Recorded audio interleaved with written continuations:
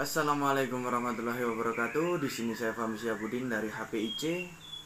Yaitu saya akan bawakan dua berita. Yang pertama yaitu berita polisi buru rampok Presiden Pikasa ratusan juta di rumah pengusaha Batang di tempat bandar Batang pada Jumat tanggal 30 Desember 2022 pada jam 10:44 menit. Polisi sedang mengejar kawanan perampok bersenjata api dan parang yang menyatroni rumah pengusaha di Batang. Polisi menyebut sudah ada titik temu keberadaan para pelaku yang menggondol uang dan perhiasan senilai ratusan juta. Ya, telah terjadi tindak pidana pencurian dengan kekerasan barang serupa uang tunai, perhiasan emas, dan barang-barang lainnya di rumah milik saudara Haji Ahmad Tahrori alias Haji Pelet. Total kerugian sekitar 300 juta rupiah. Dari keterangan saksi, ada 4 orang yang datang ke rumah korban dengan menggunakan minibus warna silver. Kendaraannya sudah kita telusuri. Penjaga malam yang sedang tidur di depan rumah ditodong dengan sanpi dan parang, kemudian mengikat tangan dan kakinya. Mendengar adanya suara berisik di depan, korban kemudian terbangun. Korban bersama istrinya kemudian bersembunyi di kamar mandi, sembari menelpon ke karyawan lainnya untuk memberitahu peristiwa tersebut. Anak korban yang bernama Alfian Hidayah yang keluar dari kamar mandi langsung ditodong para pelaku, bahkan sempat dipukul dan dipaksa untuk menunjukkan tempat penyimpanan uang. Kemudian dibawa kamar orang tuanya dan periksa membuka brankas. Setelah brankas terbuka, pelaku mengambil uang tunai sekitar 90 juta rupiah, perhiasan emas, dan iPhone 12 milik korban. Setelah membawa isi brankas, pelaku kabur dan kasus ini masih dalam penanganan kita Pungkas Yorisa. Di sini hukum perampokan dalam Islam, sedangkan sanksi pidana perampokan dalam Islam jinayah dijelaskan dalam Al-Quran surat Al-Ma'idah ayat 33. Hukuman bunuh dengan secara hebat dan berwibawa, hukuman salib sampai mati, atau dibunuh setelah beberapa waktu tergantung potong tangan secara silang, yakni hukum perampokan menurut hukum Indonesia. Sanksi pidana merampokan menurut pasal 365 KUHP terdiri atas penjara 9 tahun, 12 tahun, 15 tahun, dan hukuman mati atau hukuman penjara seumur hidup atau penjara selama-lamanya atau 20 tahun. Di sini ada hadis tentang perampokan, yaitu hadis riwayat Muslim. Bismillahirrahmanirrahim.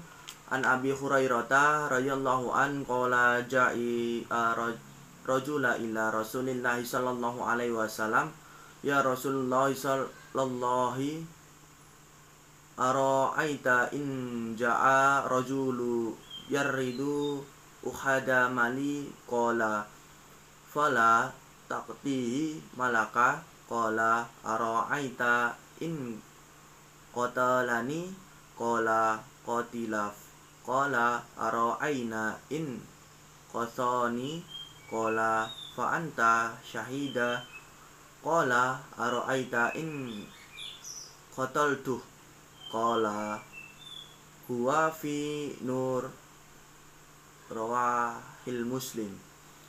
Yaitu yang artinya dari Abu Hurairah, dia berkata, seorang laki-laki, wahai Rasulullah, bagaimana pendapatmu jika ada orang laki yang ingin merampas harta bendaku?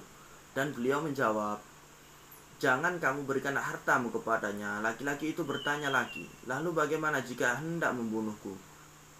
Beliau menjawab, bunuhlah dia. Laki-laki itu bertanya lagi, lalu bagaimana pendapatmu jika berhasil merebut hartanya? Yang kedua, saya akan membacakan berita tentang pemberontakan DI atau di Aceh dan upaya penyelesaiannya. Pemberontakan DI atau D11 di Aceh. Daud Beuruh merupakan seorang ulama yang cukup berpengaruh di Aceh selama masa perjuangan kemerdekaannya. Ia menjadi gubernur militer Aceh, Langkat dan Tanah Karo. Tidak hanya itu juga menjadi gubernur Aceh pertama. DI atau TI 11 di Aceh disebabkan karena ketidakpuasan rakyat Aceh terhadap kebijakan pemerintah memutuskan untuk menurunkan status daerah istimewa dari Aceh dan menjadikannya sebagai bagian dari Sumatera. Ya, sesuai dengan keputusan peraturan pemerintahan pengganti Undang-Undang Nomor 5 Tahun 1950 tentang pembentukan Provinsi Sumatera Utara. Dikutip dari buku Tantangan dan Kesatuan Bangsa, kasus Darussalam Islam di Aceh yang dilaporkan Depdikbud dari pemerintah Republik Indonesia. Hal ini tentunya juga berdampak pada jabatan Daud secara otomatis turunkan dari jabatan gubernur militer. Sebagai dikutip artikel resmi memiliki Kementerian Pendidikan dan Kebudayaan. Sebagai orang yang akan di Aceh tersebut ditandai dengan proklamasi Aceh pada tanggal 20 September 1953 sebagian dari negara Islam Indonesia yang dipimpin Kartosuwiryo sebagai gubernur militer pertahanan Aceh dan sebagai tokoh agama. Upaya penyelesaiannya oleh pemerintah, yaitu pemerintah kemudian berupaya untuk menyelesaikan pemberontakan Aceh secara damai. Pemerintahan berusaha memahami permasalahan rakyat, bujuk rakyat Aceh untuk kembali bersatu menjadi bangsa Indonesia. Pemberontakan tersebut juga diselesaikan pada 26 Mei 1959 secara damai. Pemerintah Aceh diwakili oleh staf Komandan Iskandar Muda T. Hamzah, Gubernur Ali Hasmi. Di samping itu pihak turut hadir dan bermusyawarah. Berita di tanggal Rabu yang terjadi pemberontakan 24 Agustus 2022 jam 15.00 WIB, yaitu hukum Islam dari pemberontakan, yaitu dalam hukum pidana Islam, apabila pemberontak yang tidak memiliki kekuatan senjata dan tidak menguasai daerah tertentu sebagai basis, pemerintah boleh menjalankan sampai pemberontak bertaubat. Para pemberontak yang menguasai satu daerah dan memiliki kekuatan senjata maka boleh diperangi dan pemberontak kalah. Secara hukum pemberontakan menurut hukum Indonesia, yaitu para pemimpin dan para pengatur pemberontak diancam dengan pidana penjara seumur hidup dan pidana penjara paling lama 20 tahun. Dan yang terakhir,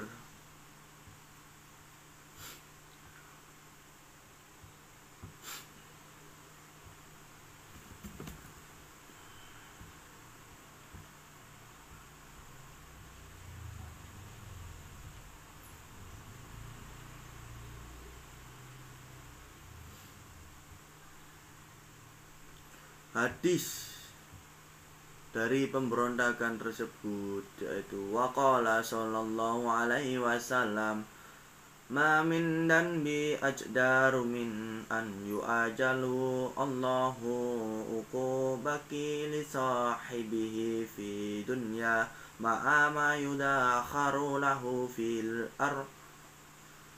akhirati minal waqati ati rahim. Ya, terima kasih, segitu saja dari saya. Wassalamualaikum warahmatullahi wabarakatuh. Sekian dan terima kasih.